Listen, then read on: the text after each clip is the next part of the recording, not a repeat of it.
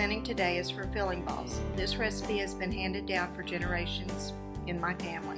I was told by my mother that this is considered a traditional New Year's Day dinner for many families in Pennsylvania. Filling balls are traditionally served with pork loin and sauerkraut.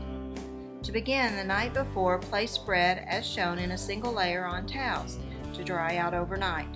I always turn it over in the morning to allow drying on both sides.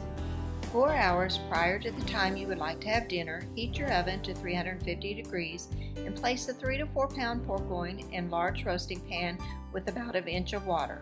Cook for 1 hour, then remove pork from pan and strain broth. Wipe out and return pork loin and broth to pan. Then take approximately 4 32-ounce cans of sauerkraut and spread around the pork. Place back in the oven and cook for another 2 hours. During that last hour, prepare the filling balls.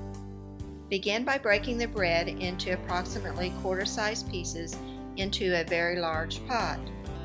It goes faster if you have friends helping. Then add 2 cups of onions and 4 cups of celery chopped into very small pieces. I always use the celery stalks from the inside of the bunch first. Use some of the leaves from the inner stalks as well.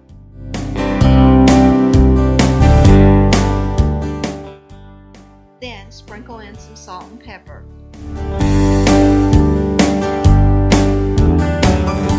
With your hands, mix the ingredients thoroughly.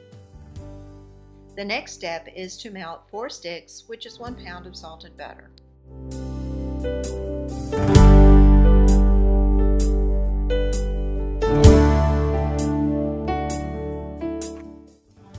Pour the melted butter onto the bread mixture and mix with hands to coat the bread. You will probably need an additional 2 to 4 sticks of melted butter depending on how dry your bread is.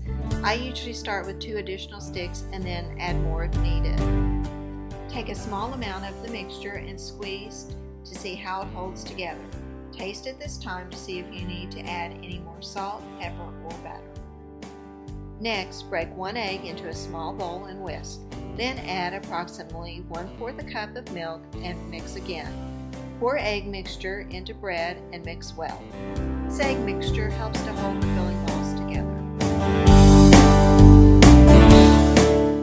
Take a small handful of bread mixture and squeeze together to make a firm ball between the size of a golf ball and tennis ball. Place on cookie sheet or pan until all are made.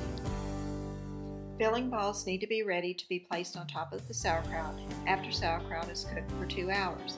At that time, take roaster out of oven and check to see if the pork is cooked.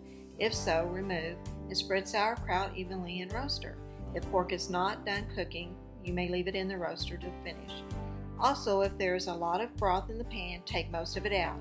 Leave enough broth so that the sauerkraut will not burn, but not where you see broth floating on the top. Place filling balls directly on sauerkraut, and if necessary, place the second layer of filling balls on top of the first.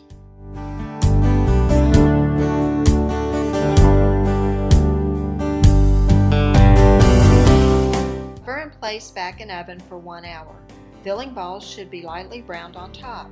If too much juice was left in and the filling balls don't quite want to hold together, take them out and place on cookie sheet and put under the broiler for a few minutes to brown. Enjoy!